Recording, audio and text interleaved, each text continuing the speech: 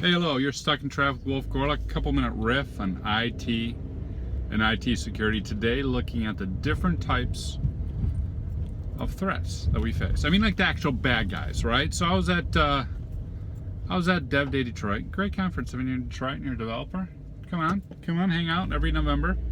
I was at Dev Day Detroit and I was speaking on encryption.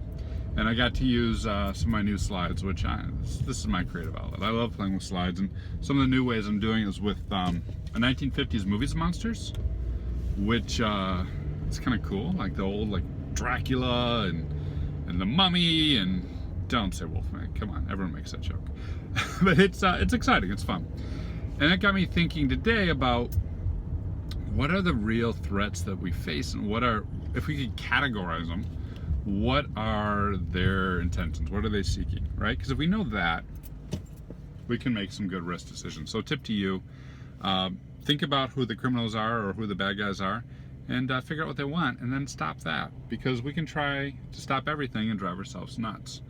I would suggest that we have the following 5 categories of bad guys, okay?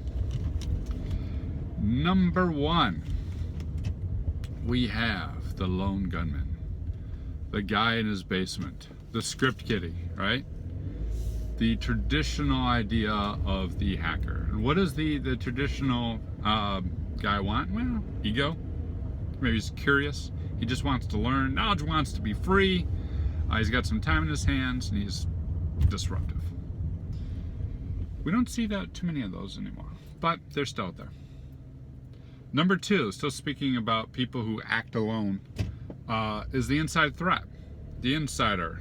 You know, maybe he's got an axe to grind, or maybe there is a financial component because he recognized that selling what he steals could be profitable. This is the guy who's got more access than he should and has decided to go rogue. These are the ones that actually concern me one of the most, right? Next one is group action, right? The group actors, the hacktivists, you know, anonymous, the people who are protesting, the people who just want to be heard and want to bring some attention to their cause. Moving up, still thinking about groups, but a little bit more organized group, would be organized crime. So these are the criminals who are out to make a buck. Ransomware being the #1 way these days. Also malicious advertising, those sort of things. So organized crime. And then at the very top end, you've got the nation state actor. Advanced persistent threat. The countries that are out to steal your intellectual property or disrupt critical services. Typically, what I see the most likely attacks is low-level, very frequent ones from script kiddies and basic malware.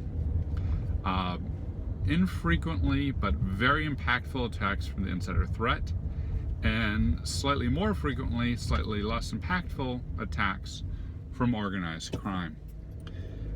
I've yet, no, I shouldn't say that. I was gonna say I've yet, but then it just occurred to me I have. Very, very rarely are you gonna see the nation state, and they're very difficult to stop. Very rarely do you really see anonymous, although you hear about them all the time. So those are some of the attackers we see, the 5 big bads that you need to be aware of. Again, script kiddies, insider threats, the hacktivists, organized crime, and the nation state actor. So think about those guys when you're developing your plan.